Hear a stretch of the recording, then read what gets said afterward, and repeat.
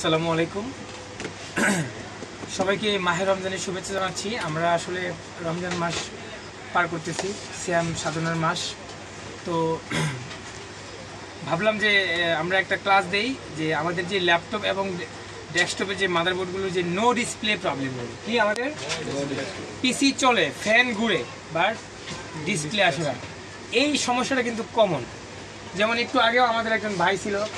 ভাই আপনার কি হয়েছিল? ধরো এদিকে আসেন, সামনে আসেন। আপনার এই ডেস্কটপ মাদারবোর্ডে কি হয়েছিল? মানে ফ্যান ঘুরতো, বাট কি আসতো না, ডিসপ্লে আসতো। তো আমরা এই মাত্র এই বোর্ডটিকে রিপেয়ার করেছি এবং আমাদের যে কাজ চলতেছে অলরেডি লাগানোর, আমরা দেখাবো প্র্যাকটিসটা সেট আপ করার পর। তো এই প্রবলেমগুলো হলে আমরা কি করব? এটা আমাদের practical workshop. This is the practical workshop in the Multiplan centre, ECS computer city, level 2, 222 number shop.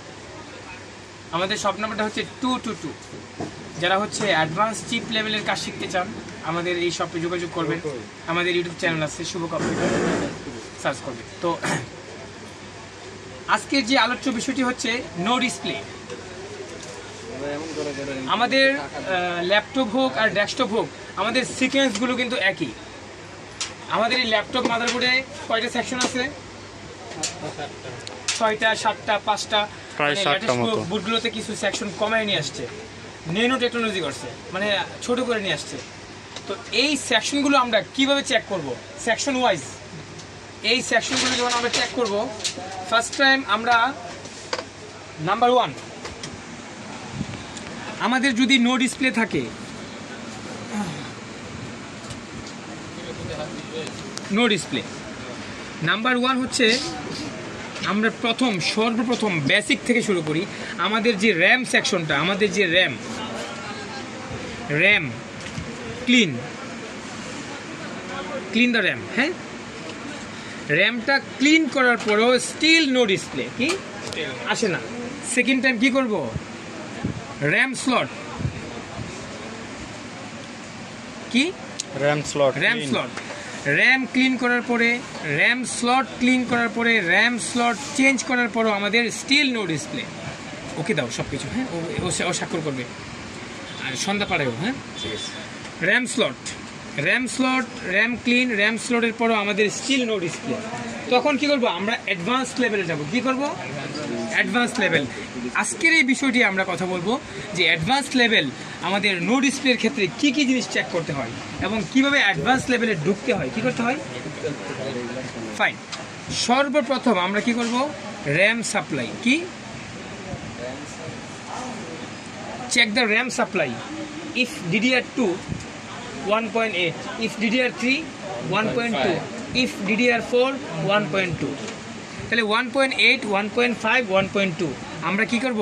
র্যামের 1.8 অথবা 1.5 অথবা 1.2 র্যামের কয়েলে, কোথায়?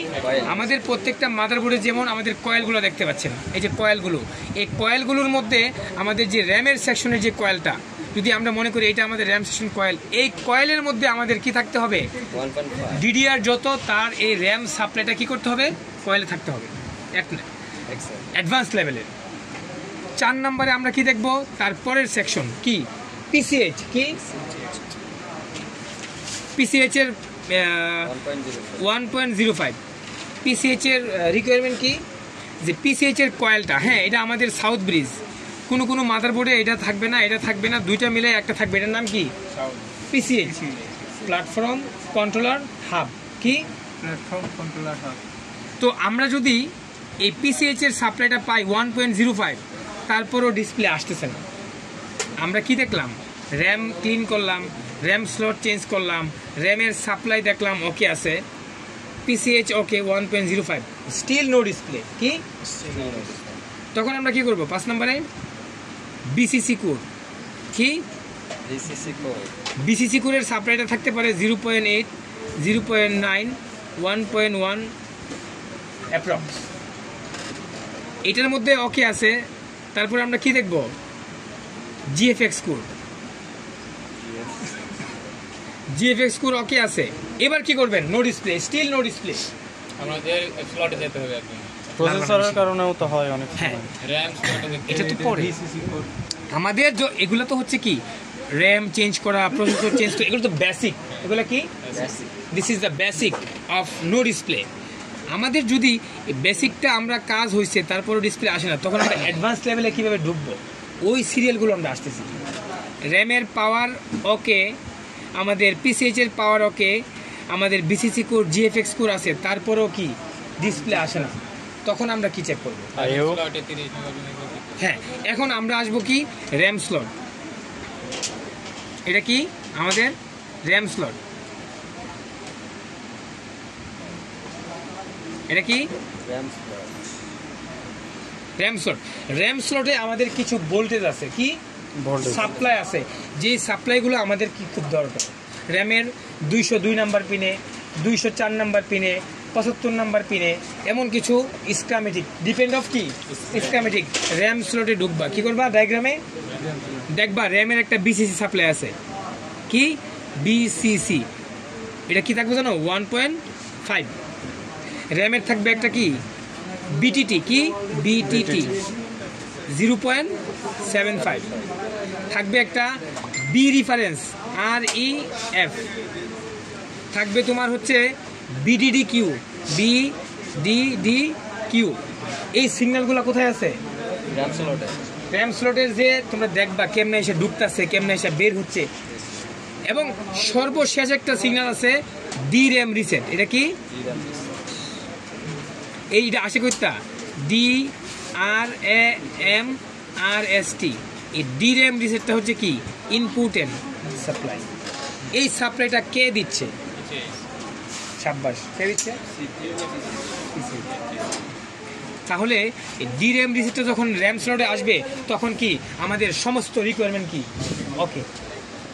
ডি র্যাম রিসেট না আসা পর্যন্ত ডিসপ্লে আসার কথা কল্পনাই করা যায়। এবার ডি র্যাম রিসেট চলে আসছে, ওকে। এরপরে কি স্টিল নো ডিসপ্লে। কি চেক করবা? এই পোলাপান কি চেক করবা বলো, দুষ্টু পোলাপান? PLT reset. কি PLT reset? It is the important of no display. PLT reset. কে দেয় সে PLT reset? কে জেনারেট করে? কি আইও চিপ দেয়, PCS দেয়, কে দেয় বলো? PLT resetটা হচ্ছে কিভাবে বের হবে আজকের এই ক্লাসে কমপ্লিট করবা। কি PLT RST PLT reset। এই PLT resetটা কি আমাদের প্রত্যেকটা আইসির যে পাওয়ার বোর্ড আছে, কি আছে আমাদের 3 ভোল্ট 5 ভোল্টের যে পাওয়ার বোর্ড, আমাদের পিসিএইচ এর পাওয়ার বোর্ড, আমাদের র্যামের পাওয়ার বোর্ড, সবগুলো আমাদের কোর আইসির পাওয়ার বোর্ড, এই সবগুলো পাওয়ার বোর্ড কি একটা সার্কিট তৈরি হয়। কি হয়? এখানে একটা বিসিসি ঢুকে, কি ঢুকে একটা ভোল্টেজ ঢুকে, যে কোনো হতে পারে।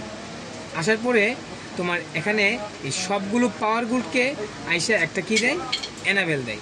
এটাকে আইসি স্যার জাস্ট একটা ছোট্ট সার্কিট হতে পারে, জাস্ট ফর এক্সাম্পল।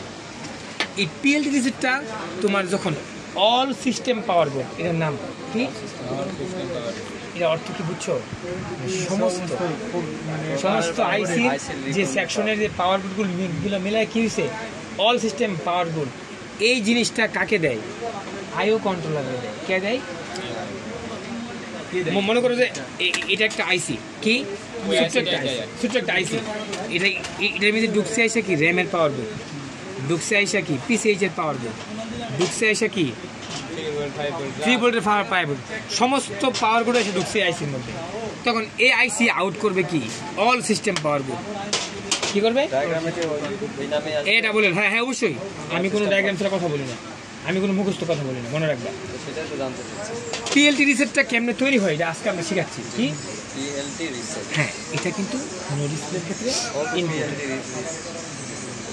যখন সবগুলা পাওয়ার বোর্ড আইসা একটা আইসিতে জমা হয়, ওখান থেকে কি সে কি করে অল সিস্টেম পাওয়ার বোর্ড কাকে দেয়? আইও কন্ট্রোলারকে দেয়, ইনফরমেশন দেয় যে আমার সমস্ত আইসির পাওয়ার বোর্ড ওকে আছে। কোনো পাওয়ার বোর্ড স্যার মিসিং থাকে সেই তো ডিসপ্লে আসবে। এই জন্য তো আপনার কী করতে হবে, সবগুলো আইসির পাওয়ার বোর্ড চেক করতে হবে। কী ক্ষেত্রে? এটা মনে থাকবে? বলবা এই ছেলেরা বলবা, এই বলবা ইনশাআল্লাহ বলবো। সবগুলো আইসির power good PG W D power good কি এই সিগন্যালটা মনে রাখো, মারা ফেলবো কিন্তু আমি যদি যদি এই যে ভুলে যাও। নো ডিসপ্লে ক্ষেত্রে সবগুলো আইসির কি পাওয়ার গুড ঠিক থাকলেও পাওয়ার গুড চেক দিবা, ঠিক আছে মনে থাকবে। তখন যে অল সিস্টেম পাওয়ার গুড যখন কাকে দিবে, আইউকে কাকে দিবে, আইউকে আইউ তখন কি করবে, আউট করবে পিএলটি রিসেট আরএসটি, এটা সর্বশেষ সিগন্যাল। এরপরে আর কোনো নো ডিসপ্লে কোনো চেক করার কোনো কিছু নাই, খতম। সিস্টেম পাওয়ার